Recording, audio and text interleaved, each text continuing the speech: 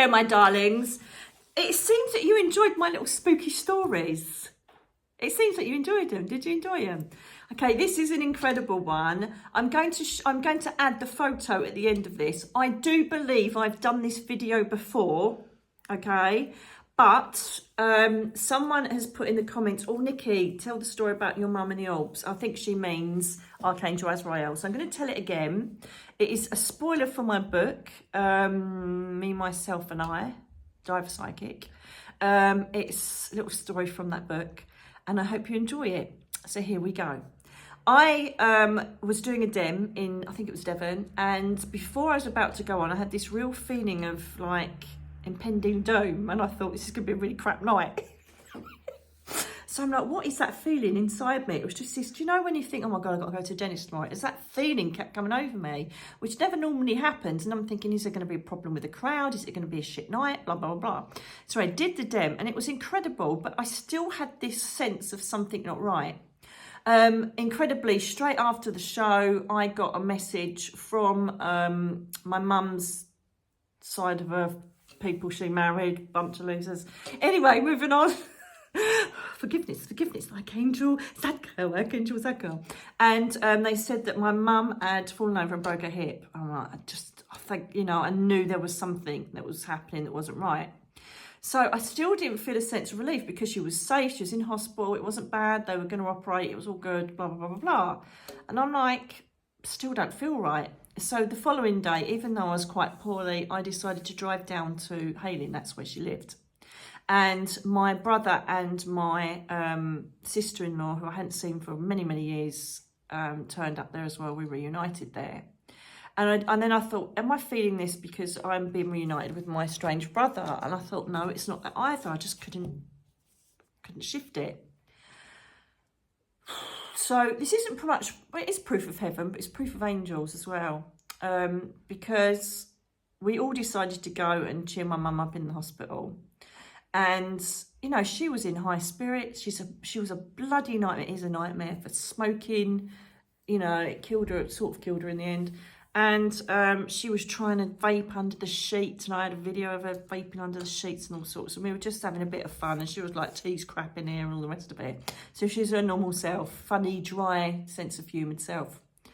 And then I literally was going to take a photograph of my sister-in-law that was at the bottom of the bed in the hospital. And as I took the photo, I heard Azrael. And it just made me shiver, and that feeling of doom hit me again. And I thought, what the hell is that word? And as the photo played out, there was this huge creamy white mist completely surrounding my mum, above her legs, above her body, and you can hardly see my sister-in-law in the photograph. I'll show you it now.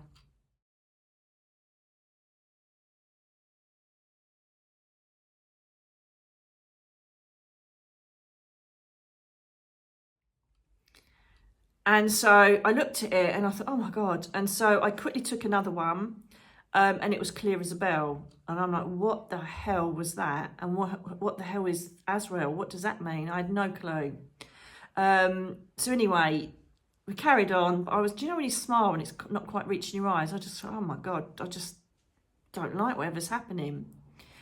So I came back to my mum's house with my brother, and we got some takeaway or something, and then I googled it and I just thought, oh my God. And it turns out, you know, it's also known as the Archangel of Death, and I hate calling him that, right? But he's the one that presides over people that are dying and about to pass, and as they pass, and he also brings comfort and strength to people around a person that's passing, okay?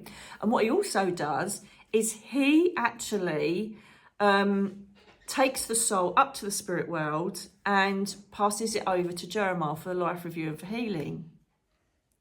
So I'm now thinking, this dip in my stomach is me thinking about the fact that perhaps my mum's going to pass. And I thought, how can she pass with just a bad hip? You know, she just broke her hip, and it's not a major break either. So how is she going to pass? There's no way. So I didn't tell anybody didn't say anything. I think I may have shown Louise, my sister-in-law, the picture and said, that's a bit weird, isn't it? And I'm like, something really bad's going to happen. They went home and I decided to stay to look after my mum and look after the home and look out for her partner. And I went up there, and it was most probably the following day after my brother had left. It's about 2 days after, 3 days after. Doctor came in and said, and he came in and he was gorgeous. We always used to say, oh, he's gorgeous. And we used to like play around with him and flirt. My mum's a nightmare for it. And he came in and goes, oh, I'm afraid I've got some bad news. He said, we've been doing blood tests and we've been doing scans and this has come up in your scan. And basically she had some nodes that were growing on her pancreas and her lungs that were confirmed as cancer. And so she said, well, you will be able to cure it though, won't you? And I'm like, she's going to die. I just know she's going to die. And this was in November, the end of November. And he said, look, just make an appointment with the oncology, it's no problem. So anyway, she eventually came out of hospital and I took her up to oncology, and the doctor was really crap, to be fair. He was just really, really not an empath at all, you know, one of those. And at one point he said, oh, I trust that you've got palliative care in place. And I'm like, can you not discuss that in front of my mum? My mum really wasn't well educated in words like that. And she goes, well, what does palliative mean? I went, no, it's okay, mum, they're just checking to see if everything's going to be all right. And so afterwards I said to him, what do you mean palliative care? So I said, you know, is there going to be treatment or not? And he said, oh, well, I just wondered if you had or not. I said, well, no, because you just gave a diagnosis 2 days ago. Now you're talking about palliative care. She's not going to make it. You know, you need to make it clear to me. And I got really angry because of this Azrael thing was really upsetting me. And he just said, oh, well, we've got another appointment soon, so don't worry about it. So anyway, it's now December. My house was up for sale and I had to go back and speak to the estate agents. I also needed to get everything ready for Christmas because I was going down to Essex to my brother's. And it's something that really stayed with me for a long time, as grief does. You know, you always find things to make you feel guilty about, and it's a perfectly natural part of the grieving process. But when it was, I think it was the second week into December, coming up for third week, I said to my mum, I really do need to go back to my house. I've been here for like 2 months. I need to go back and I just need to clarify a few things with the estate agent. I need to get some more bits and get the Christmas bits for the family. And I said, and I'll be back, you know, before Christmas Eve. It's not a problem. And so she said, no. She goes, please don't leave me. She's never, ever done that. Ever shown vulnerability or asked me to stay with her. I went, Mum, I'm not being funny. And by then, I thought perhaps this Azrael's a load of old BS. Do you know what I mean? Sorry, I've just nubbed the camera. So I went and sorted my house out, went and got the Christmas bits, kept phoning my mum, and I'd made sure that there were occupational therapists were there. There were carers going in 3 times a day. I'd ordered this food. I think it was some food company. So she had 3 meals a day. The carers were going to, you know, give the food to them, the drink, all the rest of it. The week before Christmas, I phoned her up and she wouldn't pick the phone up. I'm like, she's obviously got the hump with me. So I got into an ego state of you.